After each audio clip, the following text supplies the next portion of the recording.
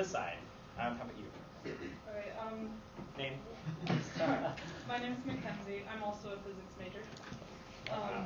One of the great advantages of science is that people are willing to change their minds based on the evidence. So, in that spirit, what would convince each of you to change your minds on the God question? You're addressing any of us, or I think it's all of us. Anyone? I mean, I'll start. I changed my opinion on the God question, and it changed because of the fact of some things. I think that the Bible historically is not a great text to make real deep assumptions about my life off of. The problem of evil was something that I don't think has ever been. I think the reason it still exists in theology today is the fact it's never been explained in a particularly good way. And that so much of my own Christianity had been based off of just assumptions like, oh, of course God exists because I have this personal experience. But judging by other experiences and trying to weigh the evidence, it just didn't seem to work out in that same way. Right now, I would need a big kind of, if Jesus wanted to appear right now and start talking about things, then we could have a conversation. But. It's a great question because it's one I've actually been thinking about lately, and it's sort of changed the way I think about it in the last few years, which is that, a lot of people could say, yeah, I could write God, I am here on the moon, or could appear to all of us, or could speak in our own language in our heads simultaneously, everyone in the world, or things can happen. But realistically, I don't think that there is much of anything I could observe. When we're talking about the God of the Bible, when we're talking about a personal God that influences our life, that I wouldn't think is much more likely just the result of some unexplainable phenomenon, which are a dime a dozen. However, if a God exists that is personal and can influence, could make me believe, and would know what would convince me. There's probably something that convinces. There's a lot of things that convince me. I can't think of anything that would convince me. That's all I can say. But the only real solution is that if the God exists, doesn't want me to believe him. Wait, Van, so when you say that you don't know what can convince you, so does that mean it's impossible for God to convince you? I mean, I just said why. Oh. Okay, but I don't know, because to me, do you have an example that you think that God could have done to convince you? Absolutely. I gave some. The Bible could make predictions that you didn't know at the time that are concrete and. Well, like in Isaiah. It would have to be something like this. Like, I know the President of the United States exists. I've met him. I've talked with him.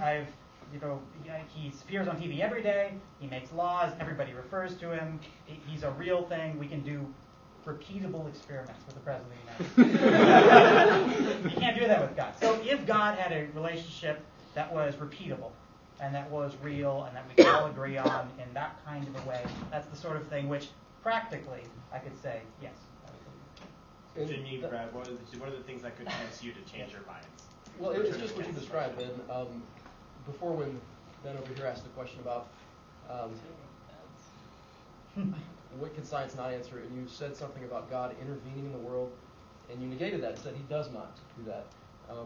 But that's exactly what he's done for each person that does believe in God, is we believe that he's intervened in our lives in a way that I think you are presupposing there is no God, he cannot intervene, so any phenomenon I see, I will attribute it to a natural cause and a natural effect. And the fact that God does do repeatable experiments, and you refer to the word relationship.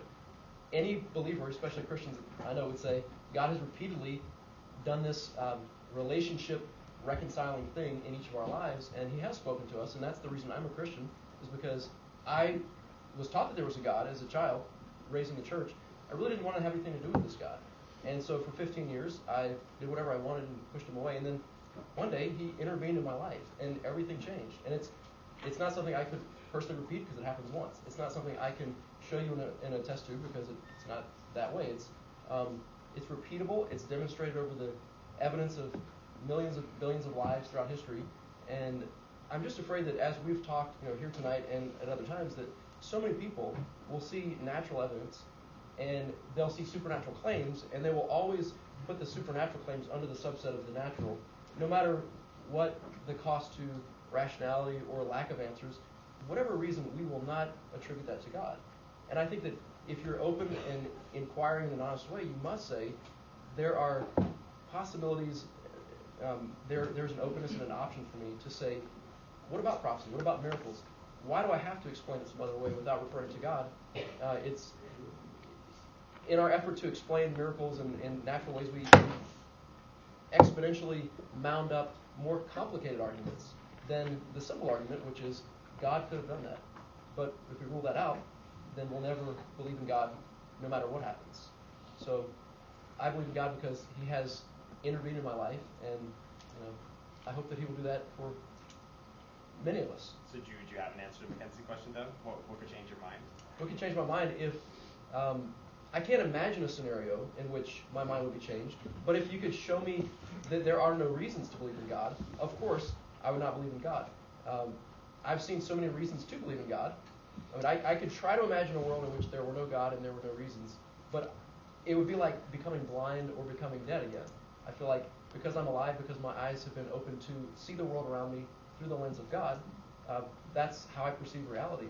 And so if there were reasons presented to me that one by one knock down all the reasons that I do believe in God, well, I think by default I wouldn't believe in God.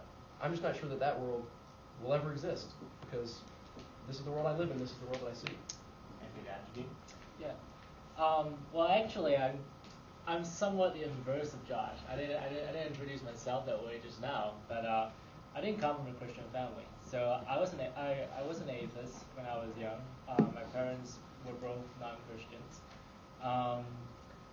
But I guess maybe the difference was that, and maybe this is surprising to people like Mackenzie. I'm not sure about your beliefs, or Brendan, but when I look at the universe, how beautifully the laws describe nature. When I think about the Big Bang, I always just thought that there was some kind of creator guy. But I was a bit more of you could say an Epicurean. So I believe that there's a God, but He just created things and He put the laws in place and He just left us as it were. I became a Christian later in life, and I would say that the thing which changed me was a personal experience. I mean, I thought that it was a personal experience, and I guess I thought, well, maybe there is a God. Maybe there is a God that could intervene in the world. And so I went into the Christian faith, but I guess the thing which ultimately built my faith, and here is where I think I'm going to touch on what I think is repeatable experiments, is that when you put your foot out into faith, when you take the leap of faith, I always look at it as a bit like a scientific experiment, right? Like you don't know what's going to happen. So you think there are good reasons to believe that a theory might be true. You write down an equation. There are things which makes the equation look sensible, it's self-consistent. The good clues that this might be correct, but you don't know for sure until you fully believe in the theory and you further develop the theory. And then once you fully develop the theory, then you can test it with experiments. And that's kind of how it's like with faith. There are good reasons to believe in a Christian faith, and I think we have pointed out some of them tonight. But then after that, you gotta fully believe in it, step in it, and live the life. And I think one of the most important things that Christ asks of us is obedience to the faith, obedience to His word, to His law.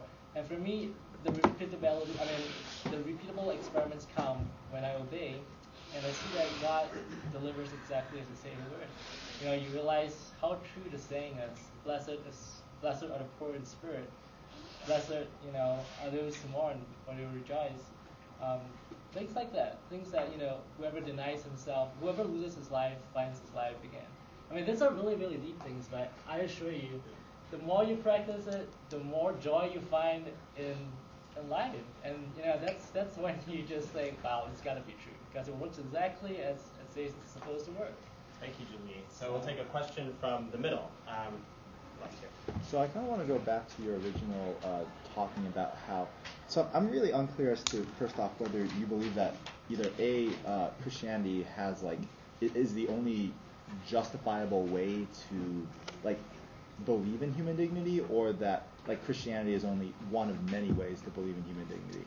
I could ask the question continuously, but if you could clarify that, then I could get to the question. Yeah. Well, I think that I would say that Ben and Josh can definitely come up with a system of human dignity, but I don't think that you can come up with a system that has an inherent, intrinsic human dignity. Okay. If that is the case, then my question is, from both historical examples of systems of, I guess, like just governance in general, dating back from ancient Greece, that valued like individuals and therefore at some level human dignity, to the modern day when many individuals within countries like Tunisia valued human dignity and their like particular well-being to the point of being willing to light themselves on fire to do so, but they don't believe in Christianity. They believe in Islam, which actually does not like accept Jesus as like a savior, which was one of your justifications for why Christianity is unique. Are you saying all of those other people do not have a justified reason in their belief of human dignity? No, I think they do because I believe that my faith is true, but what I'm saying is not that, well, they can, I mean, you can have a system of, like I said, as I said before, I think they definitely do believe in human dignity. In fact, I think it's something, I personally believe that all of us believe it deep down within us. I know they understand. My question is, are they justified in believing in human dignity, or are you saying they're not justified unless they are Christian? Well, I'm saying that from a logical point of view, from their belief systems, you can't justify from their belief systems that there is inherent human dignity. But I totally agree with you that they believe that there is inherent human dignity as much as I do, and I believe most of us in this room. As would I, and the argument I'm just making about human dignity was simply that Christian worldview does not constitute human dignity. I find is the opposite. Thank you. Next question, black shirt. All right. Okay, so a story that you guys... What was your name? This Sorry, is, I oh, I'm didn't sorry. Oh, sorry, I didn't. My name is Alex, for the record. I'm Teddy, and this is mostly for the atheist side. Well, you guys may be familiar with the story, and to preface this, I'm agnostic. More specifically, I identify as an atheist, and I am not suicidal at all. Okay, you guys may be familiar with the story, September 2010. In Harvard Yard, a psychology student by the name of Mitchell Heiser, who wasn't even a Harvard student, committed suicide after an extensive foray into what he called an experiment in nihilism. He uploaded a 1,905-page document onto a website called suicidenote.info. And in it, he detailed his sort of journey into like the logical reasoning why he should kill himself and his life there. And then he published it, and he had intent for that tome to exist beyond his life and to prove the point.